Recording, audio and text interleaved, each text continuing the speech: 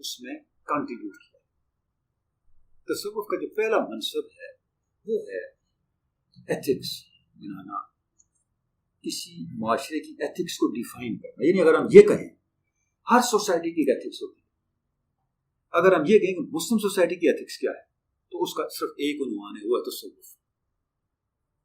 یعنی اگر آپ اپنی دینی زندگی سے، اپنی تہذیبی روایت سے تصوف کو مائنس کر دیں، کوئی اتنا بڑا عنوان موجود نہیں ہے جس کو ہم اپنی ایتھکس کہہ سکیں، اپنی اخلاقیات کہہ سکیں.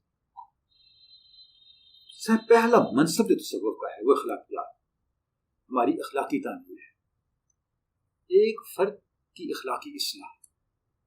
اچھا، اب یہ جو اخلاقی اصلاح کا معاملہ ہے اس کو تصوف نے اس معراج پہ پہنچایا ہے جس کا تصور نہیں کیا جا سکتا.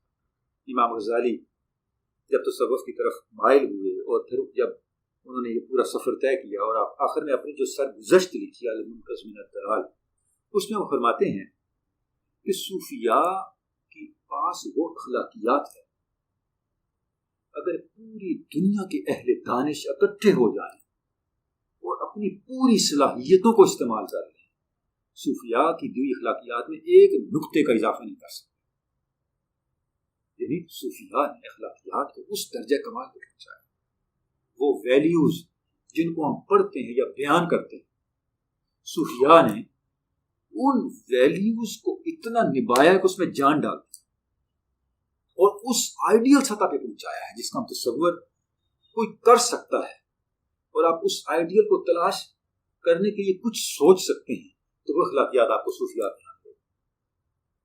ایک مثال میں دیتا چلوں، ابو الحسن نوری بہت بڑے صوفی ہمارے گزرے ہیں. جتنے صوفیاء ہیں ہر بڑے صوفی نے اپنے نظام تربیت کو ایک اصول پہ استوار کیا ہے. ابو الحسن نوری جو تھے وہ جس اصول پہ آگے بڑھ رہے تھے اور اپنے متعلقین کو جس اصول کی تعلیم دیتے تھے وہ ایثار کا اصول، وَيُؤْثِرُونَ عَلَىٰ أَنفُسِهِمْ وَلَوْ كَانَ بِهِمْ خَصَاصَةٌ. ہوتا یہ ہے، ہم دیکھتے ہیں کہ جب کسی برگزیدہ بندے کے ارد لوگ اکٹھے ہونے شروع ہوں تو صاحبان اقتدار ذرا لرزنے لگتے ہیں. یہ معاملہ حضرت ابو الحسن نوری کے ساتھ بھی ہوا. شکایتیں پہنچنے لگی، جی بڑے لوگ ان کے پاس دائیں بائیں اکٹھے ہو رہے ہیں، بڑا مجمع لگ رہا ہے، ایسا کوئی بغاوت کا ماحول بن جائے. نتیجہ یہ نکلا کہ ان کو گرفتار کر لیا گیا. ان کے ساتھ 2-3 اور بڑے لوگ تھے، ان کو بھی گرفتار کر لیا گیا. مقدمہ چلا، جو ہوا فیصلہ یہ ہوا کہ ان کا سر قلم کر دیا جائے. حضرت ابو الحسن نوری اور ان کے ساتھ 2 اور شخصیات، تینوں کو لے کے جلاد کے والے سر قلم کرنے کے لیے جب لے کے گئے، جلاد نے ان میں سے ایک کو بلایا. جب بلایا تو ابو الحسن نوری نے اس کو پیچھے کیا اور خود وہاں جا پہنچی اور جلاد کے سامنے اپنی گردن جا رکھی. جلاد بڑا حیران، اس نے کہا حضرت آپ کو نہیں بلایا، آپ بلایا میں نے کسی اور کو ہے، تو آپ کیوں تشریف لے آئے؟ یہاں دعوت کے لیے میں نہیں کر رہا، یہاں تو سر قلم کرنے کے لیے بلا رہا ہوں، آپ کیوں آ گئے؟ آپ نے فرمایا میں زندگی ساری جیسے اصول کی بات کرتا رہا ہوں، آج اس پہ عمل کا وقت. یہ صوفیات کی بات، میں نے ہمیشہ ایثار کی تعلیم دی. میرے پاس وقت ہے، میں یہ چاہتا ہوں کہ میرا یہ وقت میرے بھائیوں کو مل جائے، اور جتنے لمحے بچے ہیں وہ ان کو ملیں، یہ اللہ کو یاد کر لیں، اپنے آخرت کا ساسا بنا لیں. جلاد نے تلوار وہیں پھینک، یہ کیسے لوگ ہیں؟